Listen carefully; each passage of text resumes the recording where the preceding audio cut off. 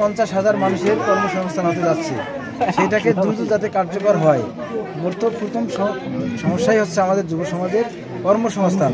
কর্মসংস্থান না থাকলে একটা যুবক বিপদগামী হওয়ার সম্ভাবনা বেশি থাকে।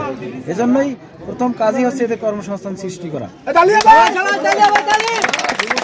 ব্যবহার করে না, তাকে সম্পদে পরিণত করে তাকে কাজে লাগানো, এটাই আমার আগামী দিনের পরিকল্পনা।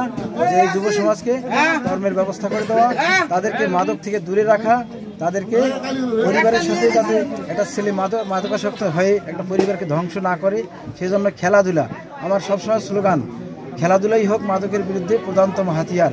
এজন্য উপজেলার যত মাঠ আছে, আমি যদি নির্বাচিত হতে পারি, খেলাধুলা কিভাবে হয়, কত প্রকার কি কি, এবং মাঠগুলো কিভাবে জাঁকজমক থাকে, আমাদের সেই হারানো দিনগুলো কিভাবে ফিরে আসে, আমরা দেখিয়ে দিতে চাই। বিশ্বাস করে বলেই সারা উপজেলার যুব সমাজ এবং যুব সমাজের সাথে আবাল বৃদ্ধ বনিতা মা বোনেরা সবাই আমার পক্ষে এবং আনারসের পক্ষে ভোট দেওয়ার জন্য 8 তারিখের অপেক্ষা করছে। ইউনিয়ন এবং একটি পৌরসভার মা বোন শুধু নয়, সকলের কাছে আমি অনুরোধ করব যে বিগত দিনে আমরা যা দেখেছি এবং আগামী দিনে যদি এভাবে চলতে থাকে, তাহলে আমরা কাউনিয়া উপজেলা অনেকটা পিছিয়ে পড়ব। আমরা আর পিছিয়ে যেতে চাই না। আমাদেরকে ব্যবহার করে অন্যরা চলুক, সেটাও আমরা চাই না। আমরা চাই আমাদের পরিবর্তন।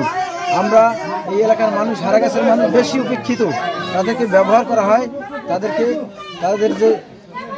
তাদের ব্যবহার করে তারা অন্যরা বিত্তশালী হয়ে গেছে, কিন্তু তাদের জন্য, তাদের সন্তানদের জন্য আমরা আমাদের লোকজন তারা কেউ চিন্তা করছে না। আমি যেহেতু একজন শিক্ষক পরিবারের সন্তান, আমি সাধারণ মানুষের কষ্টটা বুঝি। এক্ষেত্রেই এখানে সরকারি বড় প্রতিষ্ঠান করে এখানে কাজের কর্মসংস্থান সৃষ্টি করা, লিপিজের যদি হয়ে যায় ওখানেই তো 50,000 লোক কাজ করবে। এখানেও হারাগাছে আমরা একটা বড় শিল্প প্রতিষ্ঠান করব, সরকারি প্রতিষ্ঠান, যেগুলোতে অনেক হাজার হাজার কোটি টাকার বিনিয়োগ হয়। এজন্য দৌড়াতে হয় মন্ত্রণালয়ে। সেই দৌড়ানোর লোকটা আমাদের হারাগাছে নেই। যিনি দায়িত্বে ছিলেন তিনি কোনোদিনও সচিবালয়ের গেটটা পর্যন্ত দেখেন নাই। তাহলে তিনি কি আমাদের জন্য ইয়ে করবেন? সেই অবস্থা থেকে হারাগাছবাসীকে, পুরো উপজেলাবাসীকে পরিত্রাণ দিয়ে তাদের কর্মের ব্যবস্থা করতে চাই ইনশাআল্লাহ।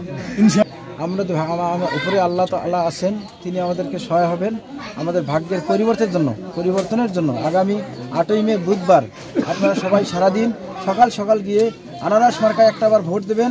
পরবর্তী 5 বছরে আমি আপনাদের এই ভোটের যে অবদানটা, এর বিনিময়ে আপনাদেরকে, আপনাদের সন্তানদেরকে, ভবিষ্যৎ প্রজন্মকে এগিয়ে নিয়ে গিয়ে এর প্রতিদান দিতে চাই। সেই যারা আছেন সবাই সম্মানিত মানুষ, সবার প্রতি আমার শ্রদ্ধা রইল। আমরা চাই যে একে অপরের বিরুদ্ধে বিভেদ তৈরি না করে একটা সুন্দর একটা নির্বাচন করা, যে নির্বাচনে যে জনগণের পাশে ছিল, যার জনপ্রিয়তা আছে, জনগণ যাকে ভালোবাসে তাকে ভোট দিয়েই জনগণ নির্বাচিত করুক। এই পরিবেশ আমরা সবাই মিলে তৈরি করি।